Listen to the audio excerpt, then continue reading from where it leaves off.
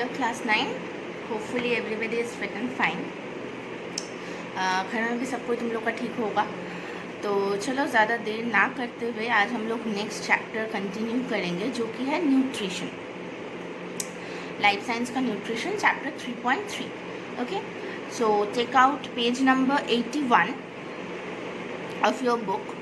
जो चैप्टर है वो है न्यूट्रिशन. तो शुरू करते हैं. तो पहले शुरू करने से पहले कुछ बोल रही हूँ जो कि है कि ये जो चैप्टर है ये थोड़ा सा बड़ा है, काफ़ी बड़ा चैप्टर है. तो please do concentrate what I am saying. Line by line तो एक्सप्लेन नहीं करूँगी, पर जो जिस्ट है चैप्टर में वो समझाऊँगी. तो चैप्टर काफ़ी बड़ा है, एट दैट पॉइंट शायद बोरिंग भी लगे, पर थोड़ा कंसंट्रेट करो, होपफुली समझ में आ जाएगा, ज़्यादा प्रॉब्लम नहीं होगा. और जो टॉपिक है वो तुम लोग का रिलेटेबल टॉपिक ही है, तुम लोग जानते हो इसमें क्या है नहीं है. तो चलो लेट्स स्टार्ट. तो फर्स्ट जो चैप्टर है वो है न्यूट्रिशन. तो पहला है कॉन्सेप्ट ऑफ न्यूट्रिशन. तो न्यूट्रिशन क्या है हम लोग पहले वो समझेंगे. हम लोग को तो पता होता है कि हम लोग को एनर्जी के लिए या फिर बड़े होने के लिए, मतलब प्रॉपर ग्रोथ के लिए, बॉडी मैकेनिज्म के लिए, बॉडी में ताकि प्रॉपर मेटाबॉलिज्म प्रोसेसेस हो, ये सब कुछ चीज़ों के लिए हम लोग को खाना खाना बहुत ज़रूरी होता है. तो हम लोग जो खाना खाते हैं वही खाना बॉडी में अब्जॉर्ब होके हम लोग को एनर्जी प्रोवाइड करता है. ठीक है, तो पहले हम लोग देखेंगे कि न्यूट्रिशन का डेफिनेशन क्या है. तो definition of nutrition. Nutrition is a combination of various processes by which body receives essential material for maintenance and growth, obtains a steady energy supply and builds up its immune system. तो nutrition क्या होता है? Nutrition एक process नहीं है, ये combination of process है. Combination of what process? एक तो हम लोग खाना जब खाते हैं वो खाना हम लोग चबाने के बाद then we swallow the food, उसके बाद वो खाना जाके अब्जॉर्ब होता है शरीर में. ठीक है, शरीर में अब्जॉर्ब होने के बाद वो खाना क्या क्या चीज़ें प्रोवाइड करता है? एक तो है कि हम लोग का जो ग्रोथ है वो ग्रोथ मेंटेनेंस में हेल्प करता है. तुम लोग सोचो कि मैम थोड़ा मतलब के बाद ऑल सम ग्रोथ और दी अदर रिपेयर करने के लिए भी स्किन में ग्रोथ होना ज़रूरी होता है, मतलब द रिपेयरिंग एरिया, क्लॉटिंग होना. तो ये सब कुछ is done with the help of the nutrition, with the help of a food. Okay, उसके बाद क्या है? obtain a steady energy supply. हम लोग जो भी काम करते हैं, मतलब वो सोती भी है तो कुछ भी करते हैं तो वो बॉडी एनर्जी चाहिए होता है कोई भी काम करने के लिए. तो हर काम करने के लिए जो एनर्जी हम लोग को शरीर में मिलता है वो हम लोग खाना खाते हैं, तभी हम लोग का शरीर में एनर्जी प्रोवाइड होता है. Okay, next is builds up it's immune system. तो हम लोग का शरीर में जो इम्यून सिस्टम है, क्योंकि हम लोग हमेशा कोई ना कोई वायरसेस या बैक्टीरिया से, मतलब we are susceptible to any kind of infection. ठीक है, हम लोग का अगल बगल में बहुत जर्म्स फैला हुआ होता है, पर तुम लोग डेली बीमार तो नहीं होते. एग्जैक्टली, क्यों डेली बीमार नहीं होते? क्योंकि हम लोग का शरीर का जो इम्यून सिस्टम है, ये जो छोटा मोटा इन्फेक्शन होता है इससे खुद ही लड़ ले लेता है. तो क्योंकि तुम लोग इतना इन्फेक्शन में ससेप्टेबल हो फिर भी बीमार नहीं होते, ये बॉडी इम्यून सिस्टम के ऊपर डिपेंड करता है. तो अगर किसी का बॉडी इम्यून सिस्टम अच्छा करना है तो हम लोग को न्यूट्रिशियस खाना खाना होता है ताकि बॉडी इम्यून सिस्टम प्रॉपरली काम करे. ठीक है, क्योंकि हर छोटा मोटा डिजीज़ के लिए मेडिसिन लेना इज़ नॉट रियली गुड. उसके बाद चलो ये हो गया definition of nutrition. Next we will go for the definition of food. What is food? Food can be defined as energy producing nutrients that we ingest from nature which are essential for bodybuilding, growth and maintenance of normal health. Food क्या होता है? कुछ भी energy obtaining मतलब nutrient होता है जो हम लोग या तो नेचर से खाते हैं, या फिर वो एनिमल सोर्स हो सकता है, या फिर वो प्लांट सोर्स हो सकता है. तो food is what? Any nutrient producing material. ठीक है, अच्छा, तो फूड का क्या क्या फंक्शन है? पहला है provides energy for essential maintenance of various biological activities. उसके बाद है helpful for growth and it builds resistance against infection and disease. जो मैंने बोला न्यूट्रिशन देता है वही चीज़ फूड, मतलब nutrition is food only, right. तो उसके बाद हम लोग देखेंगे टाइप्स ऑफ न्यूट्रिशन. कितना टाइप ऑफ न्यूट्रिशन है? तो पहला, एक तो प्लांट खाना खाता है वो अलग, एनिमल्स खाना खाता है वो अलग। तो पहले हम लोग पढ़ेंगे types of plant nutrition, then next we will move on to animal nutrition. Okay, तो पहले हम लोग देखेंगे कि प्लांट न्यूट्रिशन का क्या मतलब क्या क्या है प्लांट न्यूट्रिशन। तो मेनली प्लांट का जो न्यूट्रिशन होता है that is a autotrophic nutrition. Now what is this autotrophic nutrition? Autotrophic nutrition मतलब जो खुद का खाना खुद बनाता है, फिर वही खाना उसको एनर्जी प्रोवाइड करता है। जैसे कि हम लोग जानते हैं जो ग्रीन प्लांट्स है वो खुद का खाना तो खुद ही बनाता है ना, through the process of photosynthesis. तो वो खाना हम लोग भी खाते हैं, प्लस वो खाना इटसेल्फ प्लांट को भी हेल्प करता है। तो पहला क्या गया, वो गया ऑटोट्रॉपिक न्यूट्रिशन। नेक्स्ट हम लोग पढ़ेंगे हेटेरोट्रॉपिक न्यूट्रिशन, मतलब कुछ कुछ ऐसा प्लांट्स भी है जो खुद का खाना खुद नहीं बना सकता, वो लोग क्या करेगा, तो वो लोग खाना किसी और चीज से डिराइव करेगा। तो वही वाला प्रोसेस मतलब heterotrophic nutrition is what, where you can not synthesise your own food. तो कुछ कुछ प्लांट है जो खुद का खाना खुद नहीं प्रोड्यूस कर सकता है, उसको हम लोग बोलेंगे हेटेरोट्रॉपिक न्यूट्रिशन। अब ये heterotrophic nutrition are of 4 kinds. तो चलो देखते हैं क्या क्या है। पहला है parasitic nutrition. What is parasitic nutrition? मतलब कुछ ऑर्गेनिज्म प्लांट बॉडी में ही रहता है, ठीक है, जैसे कि या तो प्लांट के अपर सरफेस में या तो इनसाइड द प्लांट बॉडी। तो क्या करता है वो ऑर्गेनिज्म किसी दूसरे ऑर्गेनिज्म के शरीर में रहने लगता है, और वही ऑर्गेनिज्म को उससे शेल्टर भी मिलता है, मतलब रहने का जगह भी मिलता है, एज वेल एज फूड भी वही ऑर्गेनिज्म से वो लोग डिराइव करता है।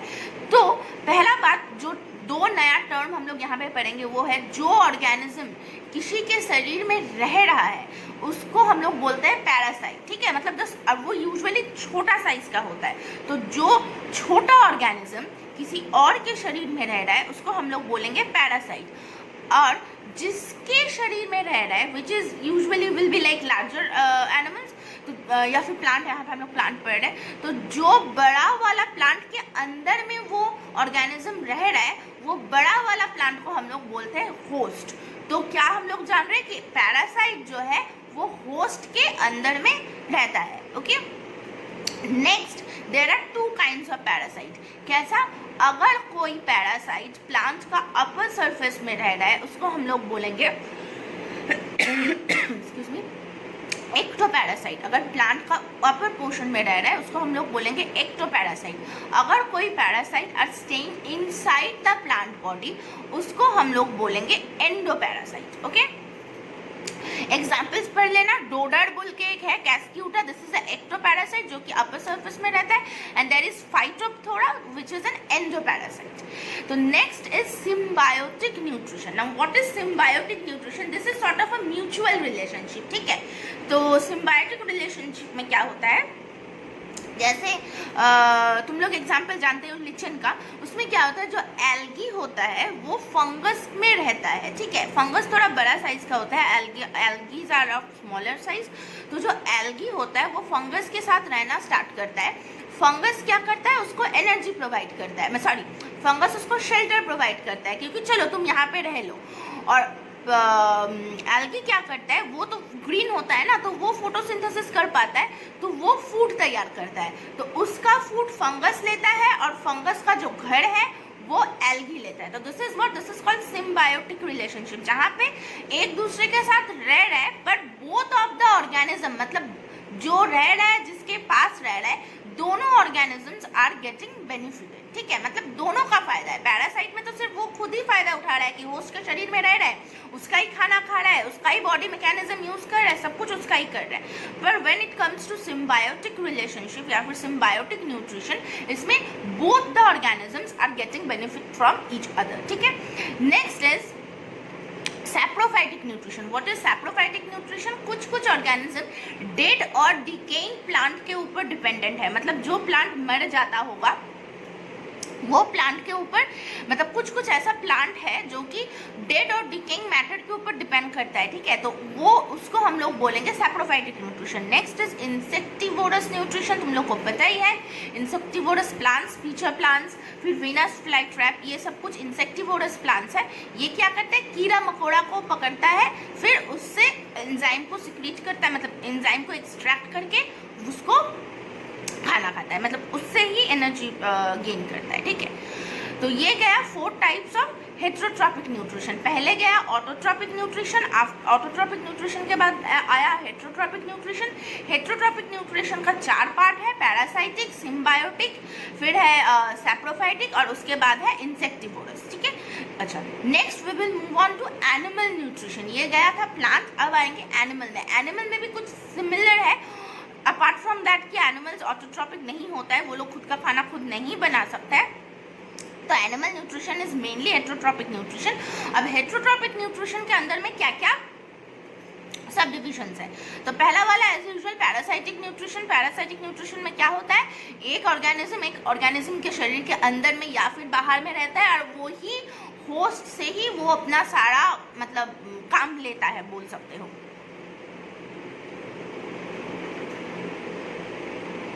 Next is saprozoic nutrition. Saprozoic nutrition में क्या होता है, कुछ कुछ एनिमल्स सॉलिड फूड को इंटेक नहीं कर पाता है, इसीलिए क्या होता है, जो डेड और डिकेइंग मैटर है उससे वो लोग एंजाइम को सिक्रीट करता है, मतलब सॉलिड को चबा नहीं जाता है, एंजाइम सिक्रीट करता है। इसको हम लोग बोलेंगे सैप्रोजोइक न्यूट्रिशन, जैसे कि spider, house flies etcetera. Next is symbiotic nutrition, जैसा था कि both of the partner will get benefited. तो symbiotic nutrition when the 2 organism live together in close association. For example, हम लोग का जो डाइजेस्टिव सिस्टम है इंटेस्टाइन में, ई कोलाई बोल के एक बैक्टीरिया होता है। E coli stands for Escherichia coli. तो ये क्या करता है, ये बैक्टीरिया को तो हम लोग रहने का जगह दे रहे हैं, दैट इज फाइन, और इन रिटर्न ये बैक्टीरिया क्या करता है, हम लोग को डाइजेशन में हेल्प करता है। तो this is sort of a mutual relationship, जहाँ पे जो बैक्टीरिया को हम लोग रहने के लिए हेल्प मतलब जगह देते हैं और वो बैक्टीरिया क्या करता है, डाइजेशन में हेल्प करता है, ठीक है।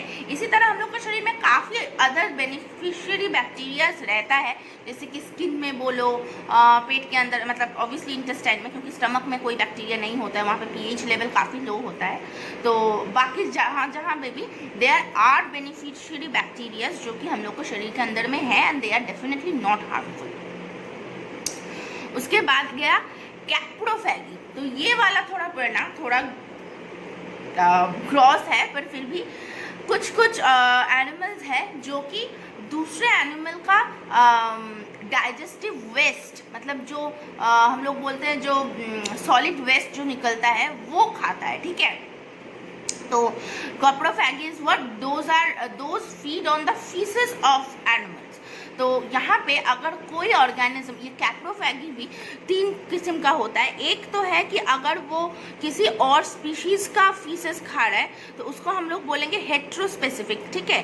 तो हेट्रोस्पेसिफिक, और वो अगर कोई सेम स्पीशीज़ का दूसरा इंडिविजुअल का फीसेस खा रहा है तो उसको हम लोग बोलेंगे एलोकैप्रोफैगी। और अगर वो खुद का ही फीसेस खाता है, दैट इज़ वेरी ग्रॉस, तो उसको हम लोग बोलेंगे ऑटोकैप्रोफैगी, ठीक है। तो कैप्रोफैगी आर ऑफ 3 काइंड्स, जो इंटरस्पेसिफिक है, मतलब दूसरा स्पीशीज का फिशेस के ऊपर डिपेंड करता है। एक है same species but a different individual, और तीसरा है कि सेम मतलब अपना ही फिशेस उसको खाना होता है। Next will be sanguinivory. Sanguinivory is what, haematophagy basically. Haemato मतलब ब्लड, जो एनिमल ब्लड फीड करता है, ठीक है, उसको हम लोग बोलेंगे हेमाटोफैगी। उसके बाद हम लोग मूव ऑन करेंगे टू द हायर ऑर्गेनिजम्स, जैसे कि ह्यूमंस एक्सेट्रा।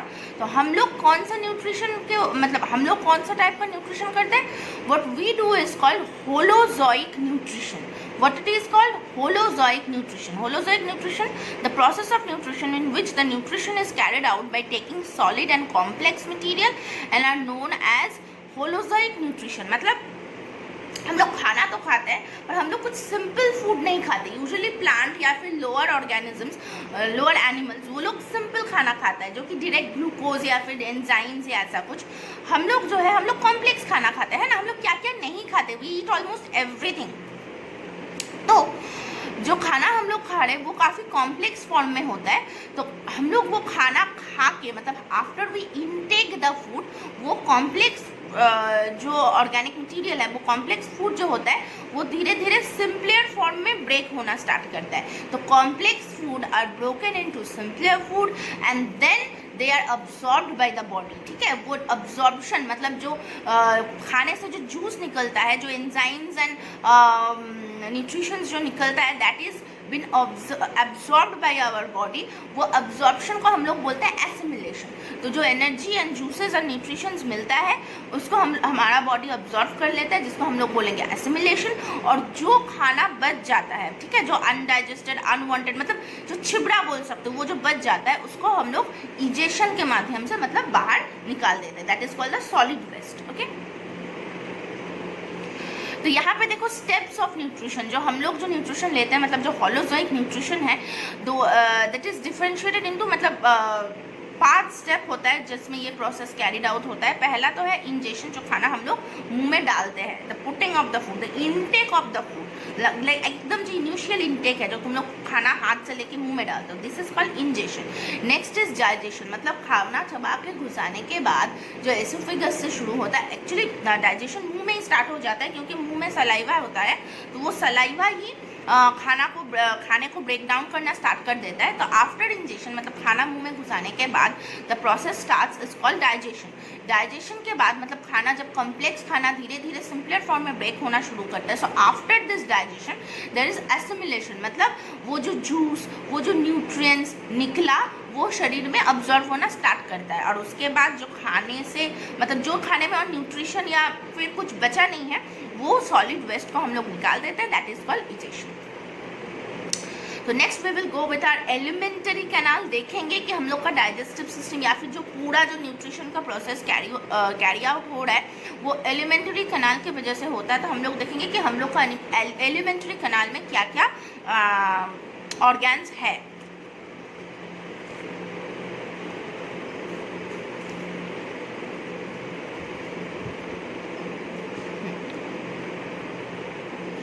चलो elementary canal next page number 84। यहाँ पे देखो जो डायग्राम है, ये डायग्राम को तुम लोग फॉलो करो तो you will get a vivid idea about it. तो पहला जो एलिमेंटरी कैनाल स्टार्ट होता है मुंह से। तो it consist of an upper part called the vestibule and an inner part called the mouth cavity और द ओरल कैविटी। पहला तो अपर पार्ट है, उसके बाद अंदर में जाके ओरल कैविटी होता है। ठीक है, नेक्स्ट ओरल कैविटी। उसके बाद देखो ओरल कैविटी से खाना डायरेक्टली, अच्छा चलो हम लोग डायग्राम ही फॉलो करते हैं तो तुम लोग का काफ़ी सारा पॉइंट्स उसमें से कवर अप हो जाएगा। तो देखो पहला जो है टंग से शुरू हो रहा है, there is a sublingual gland. ठीक है, वहाँ से सैलिवरी ग्लैंड है, वहाँ से सलाइवा भी सिक्रीट होता है। तो टंग होता है, वहाँ पे खाना पहले जाता है मुंह। उसके बाद नीचे जो फूड पाइप नज़र आ रहा है that is also called oesophagus. तो फूड पाइप को हम लोग एसोफेगस भी बोलते हैं। वो फूड पाइप जाके स्ट्रेट तुम्हारा देखो स्टमक में आ रहा है। स्टमक जहाँ पे पॉइंट किया हुआ है पिंक कलर का एक स्ट्रक्चर है, वो देखो स्टमक के थोड़ा लेफ्ट साइड में देखो तुम लोग का लिवर है। लिवर के नीचे, अच्छा लेफ्ट तुम लोग का जो हाथ में लेफ्ट साइड आ रहा है वो बेसिकली शरीर का राइट साइड है। तो इफ़ आई आस्क कि लिवर कौन सा साइड में है, डोंट टेल मी कि लेफ्ट साइड में, it's on the right side of the body. तो हम लोग जो साइड अपना हाथ में मिल रहा है वो साइड एक्चुअली अगर हम लोग का लेफ्ट साइड है तो बॉडी का वो राइट साइड है। तो इस हिसाब से हम लोग सारा डायग्राम्स को स्टडी करेंगे। तो तुम्हारा स्टमक है लेफ्ट में बेसिकली और लिवर है राइट में। उसके बाद स्टमक के एकदम नीचे पैनक्रियस है। देन स्टमक जाके मिल रहा है स्मॉल इंटेस्टाइन में। पिंक कलर का जो ट्यूब है, not the yellow colour tube, pink colour का जो ट्यूब कंटिन्यूड हो रहा है स्टमक से, वो जा रहा है जाके स्मॉल इंटेस्टाइन में। स्मॉल इंटेस्टाइन में ही मैक्सिमम अब्जॉर्प्शन होता है खाने का। उसके बाद स्मॉल इंटेस्टाइन को देखो येलो कलर का थिक ट्यूब सराउंड करके रखा है, उसको हम लोग बोलेंगे लार्ज इंटेस्टाइन। लार्ज इंटेस्टाइन में बेसिकली क्या होता है, जो खाना बाहर निकालना होता है वो खाना लार्ज इंटेस्टाइन में जाता है। लार्ज इंटेस्टाइन में प्रोसेस होके अगर कुछ वाटर कुछ बचा तो वो थोड़ा बहुत मतलब जो भी कुछ है वो ऑब्जॉर्व होके बाकी खाना जो एनस है, एनस के द्वारा बाहर निकल जाता है। तो ये है लग गया तुम लोग का डाइजेस्टिव सिस्टम का एक मतलब ब्रीफ व्यू, जो तुम लोग ये डायग्राम देख के समझ सकते हो। ठीक है, तो यहाँ पे जो जो लिखा हुआ है स्टमक, स्मॉल इंटेस्टाइन, स्टमक का क्या क्या फंक्शन है, स्मॉल इंटेस्टाइन का क्या क्या फंक्शन है, तो ये तुम लोग अगर रीडिंग पढ़ोगे तो तुम लोग को समझ में आ जाएगा। फिर भी मैं थोड़ा बोल दे रही हूँ। एसोफेगस जो तुम लोग देख रहे हो ट्यूब जैसा है, जो फूड पाइप मैंने बोला, उसका क्या फंक्शन है, it receives food bolus from the pharynx and passes it to the stomach. Basically मुंह से ये खाना लेता है, चबाया हुआ खाना मुंह से लेके ये स्टमक में ट्रांसफर कर देता है। This is the only function. उसके बाद स्टमक का क्या क्या फंक्शन है, stomach secrete a gastric juice and digest from the oesophagus. तो स्टमक में एक गैस्ट्रिक जूस सिक्रेट होता है जिससे खाने को डाइजेशन स्टार्ट होता है, मतलब डाइजेशन हेल्प करता है, डाइजेशन में हेल्प करता है। यहाँ पे फैट डाइजेस्ट होता है, हाइड्रोलेज कार्बोहाइड्रेट, हाइड्रोलेज मतलब कार्बोहाइड्रेट को तोड़ता है। उसके बाद डिस्ट्रॉयज बैक्टीरिया। स्टमक का एक बहुत इंपॉर्टेंट फंक्शन है जो मैं कुछ देर पहले मैं बोल रही थी कि स्टमक में कोई बैक्टीरिया नहीं होता है। बेसिकली हम लोग जो खाना खाते हैं, हो सकता है कि खाना अच्छा से पकाया हुआ है या फिर कुछ खाना तो कच्चा भी खाता है ना, जैसे कि फल या सैलड, खीरा एक्सेट्रा एक्सेट्रा, तो कच्चा भी खाता है। तो देयर आर पॉसिबिलिटीज कि उसमें थोड़ा सा भी जर्म्स रह जाए।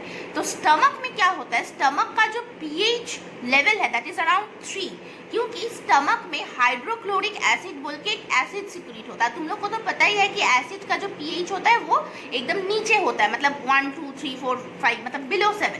तो HCl is a strong acid, right. तो हम लोग का स्टमक में HCl प्रोड्यूस होता है, जिसके वजह से स्टमक का जो पीएच है वो दैट इज अराउंड 3।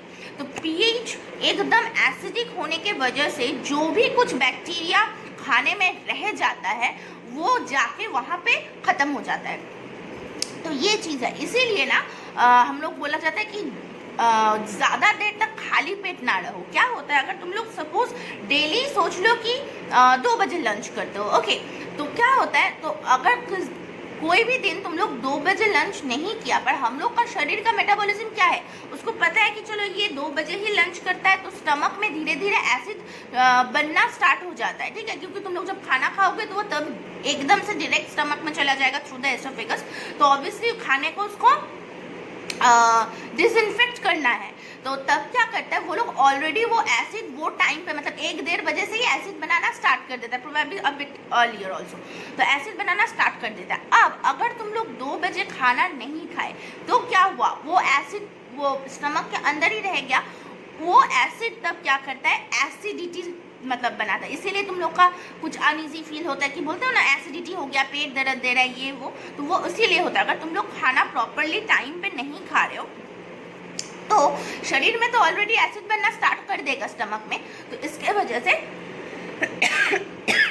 हम लोग का एसिडिटी होता है। तो दिस इज द रीज़न, अगर तुम लोग कोशिश करना कि एक ही टाइम पे मतलब डेली जो टाइम पे खाना खाते हो, सुबह ब्रेकफास्ट जिस टाइम पे करते हो, लंच जिस टाइम पे करते हो, डिनर, तो ये टाइम को मेंटेन करो। अगर तुम लोग टाइम मेंटेन करते हो तो कभी भी there won't be an issue of acidity, usually नहीं होगा। अच्छा, next is small intestine. Small intestine का क्या फंक्शन है, it receives acid chyme partly digested food, मतलब स्टमक से जो फूड पार्टली डाइजेस्टेड हुआ है, बाकी जो फूड बचा हुआ है वो जाता है स्मॉल इंटेस्टाइन में। स्मॉल इंटेस्टाइन में पैनक्रियाटिक जूस होता है। देखो, स्मॉल इंटेस्टाइन पैनक्रियाटिक जूस तैयार नहीं करता, वो तो पैनक्रियस करता है, जो कि स्टमक के नीचे है थोड़ा सा। देखो, बेसिकली स्टमक के पीछे होता है। तो वो पैनक्रियाटिक जूस तैयार करके वो इंटेस्टाइन में भेजता है। अब वहाँ पे इंटेस्टाइन में ये पैनक्रियाटिक जूस, बाइल जूस, अच्छा पैनक्रियाटिक जूस बनाता है पैनक्रियस, बाइल जूस बनाता है लीवर, तो लीवर बाइल बनाता है, पैनक्रियस पैनक्रियाटिक जूस बनाता है, वो जाके स्मॉल इंटेस्टाइन में देता है, और स्मॉल इंटेस्टाइन में ये दोनों जूसेस काम करता है। तो समझ रहे हो, इसका प्रोडक्शन लोकेशन कुछ अलग है और इसका वर्क लोकेशन अलग है। This is what happens in case of enzymes। हुआ। उसके बाद यहाँ पे कार्बोहाइड्रेट डाइजेस्ट होता है, जो कि कार्बोहाइड्रेट पॉलीसैकेराइड होता है, वो पॉलीसैकेराइड मोनोसैकेराइड में ब्रेक डाउन करता है। Lipids up to fatty acid and glycerol, मतलब फैट्स भी थोड़ा बहुत डाइजेस्ट होता है, ऑलमोस्ट सभी डाइजेस्ट हो जाता है। फैट्स आर डाइजेस्टेड इनटू, मतलब broken down into fatty acid and glycerol, and proteins are broken into amino acids, ठीक है। तो carbohydrates are broken into monosaccharide, lipids broken down into fatty acids and glycerol, और proteins are broken down into amino acid. Okay, so it absorbs digested food, water, vitamins, minerals through the villi into the bloodstream. Actually small intestine के अंदर में कुछ hairy like projection होता है जिसको हम लोग बोलते हैं विली। ये विली यूजुअली ना स्मॉल इंटेस्टाइन के जो सरफेस एरिया है उसको काफ़ी बढ़ा देता है। Excuse me. तो वो सरफेस एरिया बढ़ाने के चक्कर में तो मैक्सिमम फूड अब्जॉर्ब हो पाता है। तो ये है विली का फंक्शन, मतलब स्मॉल इंटेस्टाइन के अंदर में जो विली है उसका फंक्शन है ये। इसके बाद हम लोग जाएंगे लार्ज इंटेस्टाइन में। लार्ज इंटेस्टाइन का भी कुछ पार्ट होता है, caecum, colon, rectum, anal canal and anus. यहाँ पे बेसिकली जो अनडाइजेस्टेड फूड है वो, उसमें अगर कुछ बच जाए तो बाकी वो केकम एक्सेट्रा अब्जॉर्व कर लेता है and then it is thrown out from the body. Okay,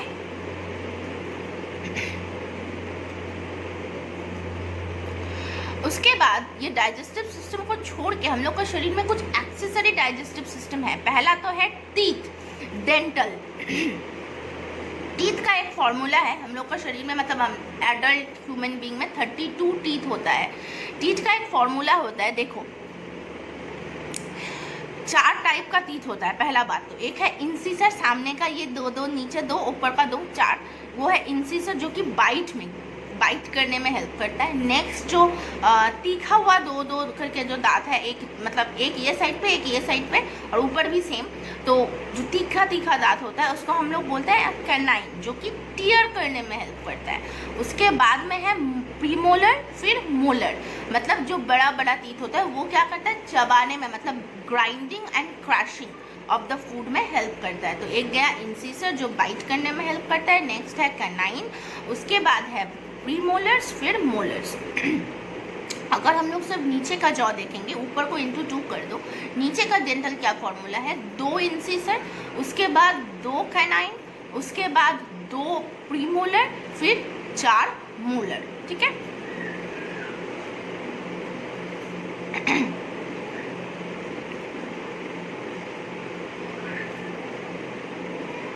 उसके बाद आएगा टंग।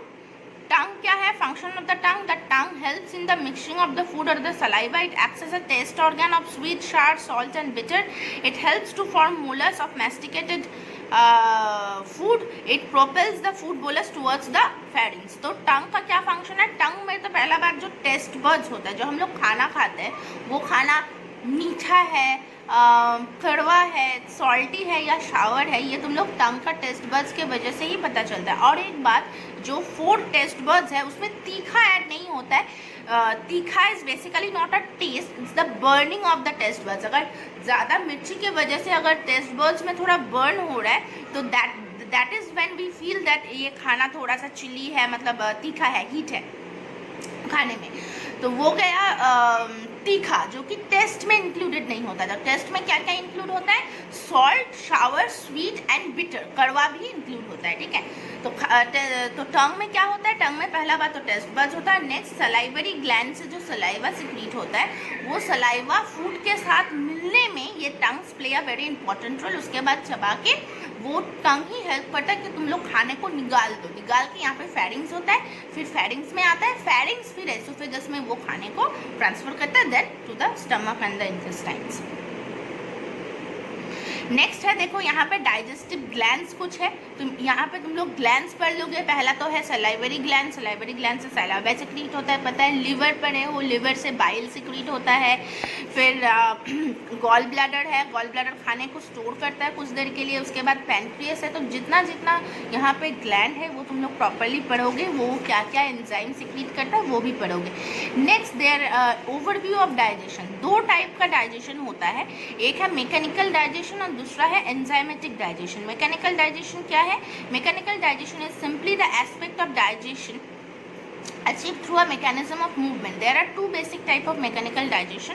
पहला है मैस्टिकेशन, खाने को चबाना, एंड दूसरा है peristalsis. Peristalsis is what, oesophagus में कुछ टिश्यूज होता है जो कि पेरिस्टाल्सिस मूवमेंट करता है, मतलब खाने को निगलने में हेल्प करता है। तो अगर हम लोग डाइजेस्टिव सिस्टम को प्रॉपरली पढ़ेंगे तो this is basically divided into two steps. एक है मैकेनिकल स्टेप जहाँ पे तुम लोग खाने को मुंह में लेकर चबा रहे हो, मैकेनिकल काम हो रहा है, और यहाँ पे जो एसोफेगस है उसमें पेरिस्टाल्सिस मूवमेंट होता है, मतलब खाने को निगल, मतलब उसको ढकेल के नीचे भेज देता है। This is what is called peristalsis movement.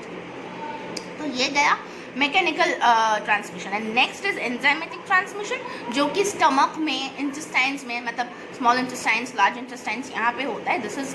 This is what enzymatic digestion, जहाँ पे वेरियस एंजाइम सिक्रेट होता है जो कि डाइजेशन प्रोसेस में हेल्प करता है। यहाँ पे देखो पेज नंबर 89, पेज 89 में देखो यहाँ पे दो टेबल है डाइजेस्टिव एंजाइम्स का। पहला तो देखो ये वाला टेबल इज वेरी इंपॉर्टेंट। पहला वाला है एमाइलोलाइटिक enzyme, the name define एमाइलोलाइटिक enzyme होता है, और एमाइलोलाइटिक एंजाइम में प्रोटीन ब्रेक, मतलब दोनों में प्रोटीन एंजाइम ही ब्रेक डाउन होता है। पहला वाला है एमाइलोलाइटिक जहाँ पे कार्बोहाइड्रेट ब्रेक डाउन होता है, और दूसरा है प्रोटियोलाइटिक जहाँ पे प्रोटीन ब्रेक डाउन होता है। तो एमाइलोलाइटिक एंजाइम क्या करता है, मतलब एमाइलेज क्या करता है, बेसिकली कार्बोहाइड्रेट को ब्रेक डाउन करता है, ठीक है। कार्बोहाइड्रेट से मोनोसैकेराइड्स बनता है। तो यहाँ पे जितना 6 एंजाइम है वो पढ़ोगे, उसका सोर्स पढ़ोगे कि कहाँ से वो एंजाइम कहाँ पे मिल रहा है, कहाँ पे तैयार हो रहा है। सबस्ट्रेट मतलब क्या चीज़ को ब्रेक कर रहा है, सबस्ट्रेट इज वर्ड क्या चीज़ को ब्रेक कर रहा है, और रिएक्शन मतलब क्या रिएक्शन हो रहा है, क्या चीज़ से क्या बन रहा है। तो ये टेबल को तुम लोग अच्छा से रीड करना पड़ेगा, याद भी करना पड़ेगा, depends on the question. Next is lipolytic enzyme और fat splitting enzyme. Lipolytic enzyme क्या, फैट को भी तो डाइजेस्ट करना जरूरी होता है, तो वो है लाइपोलाइटिक एंजाइम।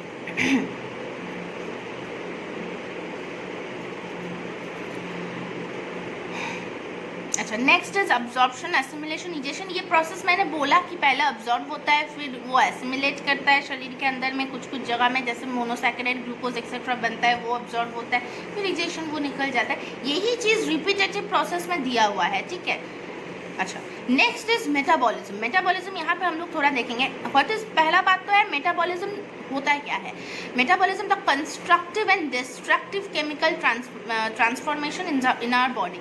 तो क्या होता है, हम लोग खाना खाते हैं, ठीक है, खाने के बाद वो खाना बिल्डअप में हेल्प करता है, मतलब कुछ मेटाबॉलिज्म से हम लोग का ग्रोथ होता है, हम लोग का वेट बढ़ता है। ये जो मेटाबॉलिज्म है इसको हम लोग बोलेंगे एनाबॉलिज्म, मतलब building up of anything is called anabolism, जिसमें बढ़ता है, गेन होता है। एंड व्हाट इज कैटाबॉलिज्म, टूटना, ब्रेकिंग डाउन। सो हम लोग का शरीर में ना एनाबॉलिज्म एंड कैटाबॉलिज्म दोनों चीज़ इक्वल अमाउंट में होना ज़रूरी होता है। तो क्या होता है, मतलब अगर तुम जितना खाना खा के तुम्हारे शरीर में वो चीज़ लग रहा है, that is what is anabolism, तुम्हारा न्यूट्रिशन तुमको मिल रहा है। पर अगर एनाबॉलिज्म ही होता गया और कैटाबॉलिज्म नहीं हुआ या फिर कम हुआ तो इंसान वेट गेन कर जाएगा, बहुत ज़्यादा फैट हो जाएगा। तो ये जाएगा, मतलब एनाबॉलिज्म ज़्यादा हुआ और कैटाबॉलिज्म अगर कम हुआ, तो अगर एनाबॉलिज्म कम हुआ और कैटाबॉलिज्म ज़्यादा हुआ, समझ ही सकते हो बॉडी में कुछ न्यूट्रिशन रहेगा ही नहीं, एकदम मतलब एकदम दुबला पतला सा हो जाएगा, नॉट इवन स्लिम। जो मेल न्यूट्रिएंट्स बच्चा में होता है वो लोग का कैटाबॉलिज्म ज़्यादा होता है, एनाबॉलिज्म एकदम कम होता है। तो ये दोनों टाइप ऑफ, मतलब catabolism and anabolism both are like cyclic process, और दोनों प्रॉपर रेट में होना ज़रूरी है। सिग्निफिकेंस ऑफ मेटाबॉलिज्म, तो देखो complex molecule synthesise in anabolism are utilise for maintenance and growth. जो कॉम्प्लेक्स मॉलिक्यूल्स हम लोग खाना में खाते हैं वो एनाबॉलिज्म के दौरान वो यूटिलाइज होता है ग्रोथ और रिपेयर के लिए। Anabolic activities are pre requisite for cell division, cell division के लिए भी बहुत ज़रूरी होता है एनाबॉलिज्म। और metabolic reaction convert toxic substance into non toxic substance. शरीर के अंदर में ना इतना सारा रिएक्शंस होता है, तो कभी कभी कुछ टॉक्सिक चीज़ें बन जाता है, तो वो टॉक्सिक चीज़ों को भी ब्रोकन डाउन करना बहुत ज़रूरी होता है, जैसे कि पेरोक्साइड, हाइड्रोजन पेरोक्साइड, ये एक्सेट्रा, कुछ ऑक्सीजन का कुछ और क्या बोलूँ, कुछ और ऑर्गेनिक चीज़ें बनता है इवन थ्रू ऑक्सीजन, तो वो भी टॉक्सिक होता है नेचर में। तो ये ऑक्साइड्स और सुपर ऑक्साइड्स को ब्रोकन डाउन करना बहुत ज़रूरी होता है, ठीक है। उसके बाद The total energy obtained from oxidation of food stuff is utilized for the following process. तो जो एनर्जी फूड स्टफ से हम लोग को मिलता है वो फॉलोइंग प्रोसेस में यूटिलाइज होता है. एक तो है for maintenance of body temperature maintain करने में हम लोग का body temperature is what 98.6 degree Fahrenheit, right. तो 37 डिग्री सेल्सियस. तो ये टेम्परेचर मतलब बॉडी में ये टेम्परेचर रहना बहुत ज़रूरी है. For growth and maintenance, for transport of substance against the concentration gradient. ये एक चीज़ मतलब ग्रेविटी नीचे की तरफ है तो ऑब्वियसली सारा फ्लूइड्स नीचे की तरफ जाना चाहिए. पर अगर ऐसा होता तो हम लोग का तो ऊपर में कुछ ब्लड या कुछ फ्लूइड रहता ही नहीं, तो कुछ फ्लूइड पैर से ऊपर भी आ रहा है.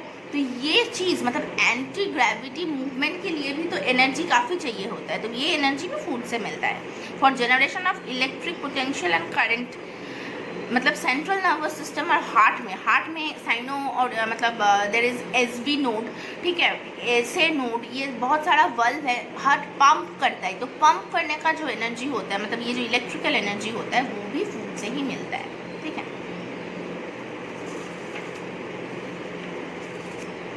उसके बाद है dietary food intake, energy requirements and associated problems.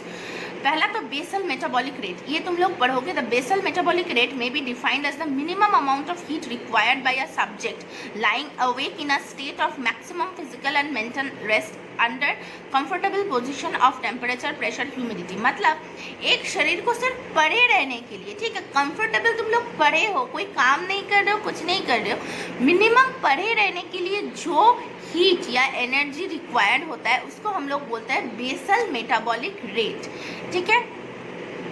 Next यहाँ पे एक टेबल है जहाँ पे हम लोग को total calorie requirement of an individual, मतलब ह्यूमन बीइंग में टोटल कैलोरी. सो कार्बोहाइड्रेट से कितना कैलोरी मिलना चाहिए, प्रोटीन से कितना कैलोरी रिक्वायरमेंट होता है, तो टोटल कितना कैलोरीज लगता है. तो एक बढ़ता हुआ इंडिविजुअल में टोटल 300 किलो कैलोरीज लगता है, सॉरी 3000 किलो कैलोरीज लगता है. तुम लोग 3000 मत खाते रहो क्योंकि तुम लोग काफ़ी बड़े हो गए हो. तो for you people 2000 kilo calories is like perfect.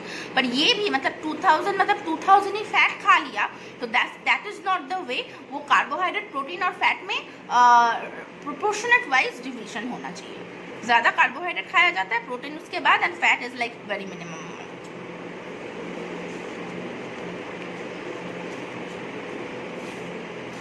अच्छा, मेटाबॉलिक डिसऑर्डर्स. अगर मेटाबॉलिज्म प्रॉपर ना हो शरीर में तो क्या क्या डिसऑर्डर्स हो सकता है. पहला तो है आर्थराइटिस. आर्थराइटिस क्या होता है, जॉइंट्स जो है वो फूल जाता है, ये है आर्थराइटिस. उसके बाद है एथेरोस्क्लेरोसिस. स्क्लेरोसिस एक वाइट ब्लड सेल क्या होता है, मतलब वाइट ब्लड सेल का कुछ प्रॉब्लम होता है, ज़्यादा वाइट ब्लड सेल एक्यूमुलेट हो जाता है, इसको हम लोग बोलते हैं एथेरोस्क्लेरोसिस, ठीक है. इसमें जो वाइट ब्लड सेल का जो आर्टरीज होता है, हार्ट में जो आर्टरीज होता है ये अफेक्टेड होता है. Next is obesity. जैसे मैंने बोला कि अगर खाना खा रहे हो और सिर्फ एनाबॉलिज्म ही हो रहा है और कैटाबॉलिज्म नहीं हो रहा है तो इंसान बहुत ज़्यादा हेल्दी हो जाता है. हेल्दी इज फाइन, मतलब obesity is like very very healthy, ठीक है. अराउंड मतलब किसी का वेट अगर 90-100 kgs या 110-120 kgs हो जाए, that is called obesity. Hypertension of और हाई ब्लड प्रेशर. अगर मेटाबॉलिज्म प्रॉपर ना हो तो ब्लड प्रेशर भी बढ़ जाता है. Liver cirrhosis. Cirrhosis of liver मतलब लिवर बहुत ज़्यादा एनलार्ज हो जाता है साइज में.